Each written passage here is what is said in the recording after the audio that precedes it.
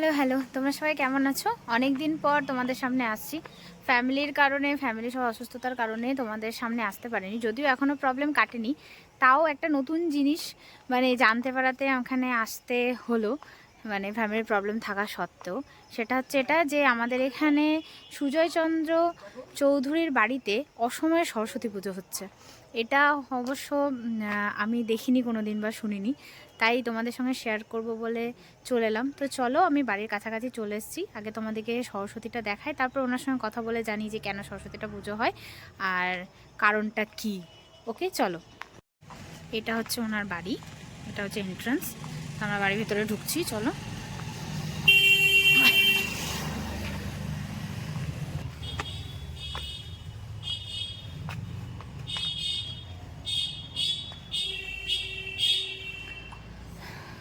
ছুটিটা পড়ে নেবো বাবা, খালি পায়ে দাঁড়া। এটা হচ্ছে সেই সরস্বতী মূর্তি, চার হাতের। এটা কিন্তু মহা সরস্বতী।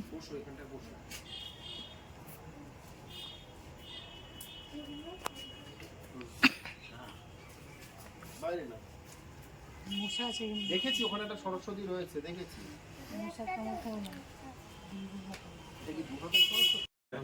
শ্যামবাজার যে পাঁচ মাথার মোড় আছে, যেটা শ্যামবাজার মেন যে শ্যামবাজার মোড়টা, ওইখানে মানে রাস্তাটা যে যিনার নামে, যে জমিদার মশাই বিকে পাল, ওনার বাড়িতে 253 বছরের পুরনো পুজো, জমিদার বাড়ি ওটা কলকাতার। তারপর খিদিরপুরে আছে, হরিঘোষ স্ট্রিটে পুজো হয়েছে, শিলিগুড়িতে দুটো বাড়িতে পুজো হয়েছে, পালবাড়ি দত্তবাড়ি। হ্যাঁ, ওদের আবার সেই চার হাতের নীল সরস্বতী। হ্যাঁ, আচ্ছা, নীল সরস্বতী ওটা তো তন্ত্রের দেবী। আমাদেরটাও তন্ত্রের পুজো হয়, যে দুর্গা পুজোর মতো। অ্যাকচুয়ালি মহাসরস্বতী হচ্ছেন ব্রহ্মা। হ্যাঁ, মহাসরস্বতী তন্ত্রেরই দেবী বোধহয়। হ্যাঁ, এই যে যজ্ঞ হয়, যে ধুনো পুরানো হয়, কালকে 3 জন পুরোহিত মিলে পুজো করেছেন। পুরোহিত নয়, ওরাও তন্ত্র চর্চায় করেন। হ্যাঁ, আর এদিকে মাকে দেখুন, জবার মালা, নীলকণ্ঠের মালা, একটা দুর্গা পুজোর মতনই। দুপুরবেলা 12:30টায় পুজো বসেছে, রাত 8:30টায় পুজো শেষ হয়েছে। সরস্বতী পুজো তো আধা ঘন্টা 45 মিনিট লাগে। কালকে প্রায় 8 ঘন্টা লেগেছে, 2 ঘন্টা 2.5 ঘন্টা শুধু যজ্ঞ করতেই লেগেছে। হ্যাঁ, আর ওই ছোট একটা 4টে ইটের উপর হোম এই ঠাকুরের হয় না, রঙ্গোলি করে যেভাবে হয়। হ্যাঁ, প্রায় 8-10 কেজি কাঠ দিয়ে, তারপর 1.5-2 কেজি ঘি, প্রায় কেজি খানিক ধুনো। হ্যাঁ, যেভাবে হয় সেইভাবে, তারপরে পঞ্চশস্য মশলা টশলা দিয়ে সব ওইভাবে করা হয়েছে। প্রায় 7.5 থেকে 8 ঘন্টা। তাহলে আপনাদের বাড়িতে পুজোটা এই পদ্ধতিতেই হয়? হ্যাঁ, এখানে আমরা ভাড়া এসেছি 1 বছর, তার জন্য ভাড়া এসেছি বলতে এইটাই আমার কারখানা। ডেকোরেশন করা হয়েছে বলে হয়তো বুঝতে পারছেন না। হ্যাঁ, এটাই আমার প্রতিমা শিল্পের কারখানা। আর উপরটা হচ্ছে স্টোর রুম, সব রেখে দেওয়া হয়েছে। হঠাৎ মহা সরস্বতী পুজো কেন? সরস্বতী পুজো বলতে আমাদের ওই তো বললাম, মালাপাড়ার এই স্টাইলেই যেবার থেকে আমরা দেখি, তারপর থেকে এইভাবেই নাজিরাপাড়ায়, যেটা আমার পৈতৃক বাড়ি, ওখানে পুজো হতো। আচ্ছা। এবার তারপর ওই যে বললাম, বাংলাদেশের এক ঠাকুমা মারা যান, আমরা মুখ দেখিনি, কানে শোনা। তো যাই হোক, হ্যাঁ, জ্ঞাতি যেহেতু আমাদের সে অসুখের কারণে 21-22-23 2021-22-23 3 বছর আমাদেরকে অফ রাখতে হয়। তারপর এবছরও ভেবেছিলাম যে পুজো হবে না হয়তো, যেহেতু সরস্বতী পুজোর আগের দিন, তখনও ঠাকুরের আঙুলি লাগানো হয়নি। তো যাই হোক, মনে দুঃখ কষ্ট নিয়ে ছেড়েই দিলাম। ঠাকুর বাইরের যা যা অর্ডার নিয়েছিলাম সেগুলো আগে হ্যাঁ, ডেলিভারি দিলাম। এবার অর্ডারই ঠাকুর নিয়ে যেতে গিয়ে কি যদি চুল একটু সরে যায়, কি হাঁসের ঠোঁট যদি একটু রং চটে যায়, সেগুলো গিয়ে আবার সেরে দিয়ে আসতে হয়।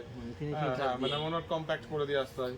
হ্যাঁ, তো সেইগুলো কমপ্লিট করে সরস্বতী পুজোর দিন যখন লাস্ট ঠাকুর কারখানা থেকে ডেলিভারি হচ্ছে, এই পাশের পাড়াতে রায়পাড়া মালিপাড়টা, তখন একটা বাড়ির, তখন বাজে হচ্ছে প্রায় পুজোর দিন সকাল 9টা। তখন আর কি ঠাকুর করবো, প্লাস বুধবারে পুজো ছিল, রবিবার লাস্ট ঘুমিয়েছি, দিন রাত প্রায় 84 ঘন্টা জাগা হয়ে গেছে। আর ওই ইচ্ছা করছে না পুজো করতে, থাক।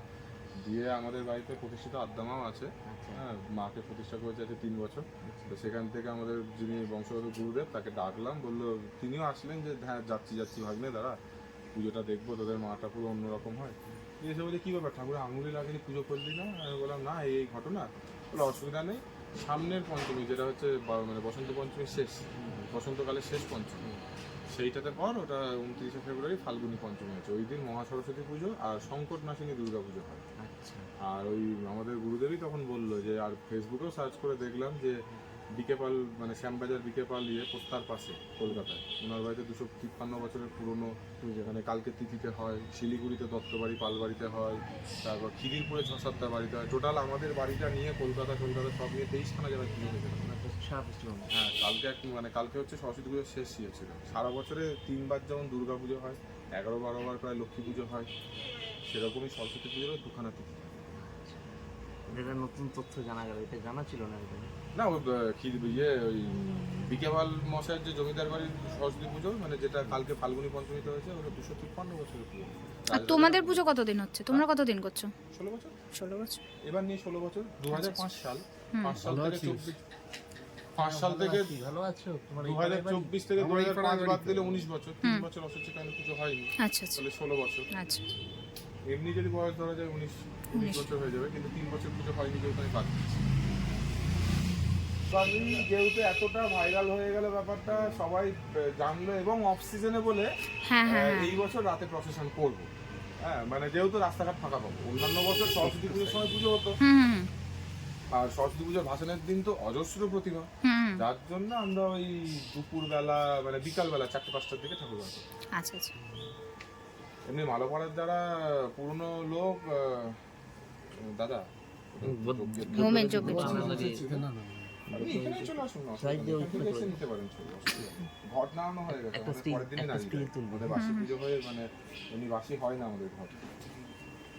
এবার মালোপাড়ার যারা পুরনো সব সিনিয়র কর্মকর্তারা আছেন তারা জানেন। হ্যাঁ, প্যাক করে দিচ্ছি।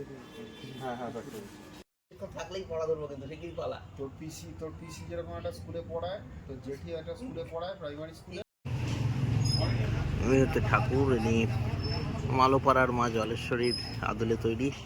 মা জলেশ্বরী স্বপ্ন দিয়েছিলেন এই বাড়ির কর্তাকে, এবং সেই অনুসারে এই মূর্তি উনি নিজেই তৈরি করেছেন। নিজে হাতে মূর্তি তৈরি করেন, প্রতিমা শিল্পী। তো তিনি তৈরি করে সেই পুজো চলছে 16 বছর ধরে। 16 বছর ধরে, এই বছর 16 নম্বর বছর। ওনার কথা ভিডিওতে তোমরা পাবে, পুরো হিস্ট্রিটা। যাই হোক, তোমাদের জন্য এটা দিলাম। আচ্ছা, দেখো দাদার বাড়িতে প্রতিষ্ঠিত আদ্দামা রয়েছেন। সেই আদ্দামাকে আমরা দর্শন প্রণাম করলাম। যাক, মায়ের দর্শন হলো। যাই হোক, জয় মা, সকলের মঙ্গল করুন ঠাকুর। তো বন্ধুরা, আমাদের ওই বাড়িতে মহা সরস্বতী দর্শন এবং আদ্যা মায়ের দর্শন হলো। তোমাদেরকেও দেখালাম। আমাদের জানা ছিল না যে ওনাদের এরকমভাবে পুজো হয় বা বাড়িতে আদ্যা মা আছেন। হ্যাঁ, আদ্যা মায়েরও হিস্ট্রি রয়েছে। ওটা উনি শিল্পী ভদ্রলোক, গৃহকর্তা যিনি। তো উনি এই ঠাকুরটাকে তৈরি করেছিলেন কোনো একজনের অর্ডারেই তৈরি করেছিলেন। তারপরে ওদের বাড়িতে কোনো একটি অসুবিধা তৈরি হয়, তারপর তারা সেই প্রতিমাটি নেয়নি। তারপরে অনেকে প্রতিমাটি নিতে ইচ্ছা প্রকাশ করে, কিন্তু নানান কারণে তারাও কেউ নিতে পারে না। অদ্ভুতভাবে এই ঘটনা দেখে উনি ওনার গুরুদেবের কাছে দ্বারস্থ হন, শরণাপন্ন হন যে কি করব। তখন গুরুদেব বলেন যে এনার তো থাকার ইচ্ছা। তখন উনি ওই মূর্তিকে প্রতিষ্ঠা করে বাড়িতে নিজেই পুজো করেন। সেই মূর্তির দর্শনও তোমরা করলে। তোমাদের কেমন লাগলো জানিও। ভালো লাগলে আমাদের চ্যানেলটাকে লাইক, কমেন্ট, শেয়ার, সাবস্ক্রাইব করতে ভুলো না। আর অনেক দিন দেরি হয়ে যায় আমাদের ভিডিওগুলো দিতে নানান সমস্যার কারণে। যাই হোক, তোমরা সবাই ভালো থেকো। টাটা।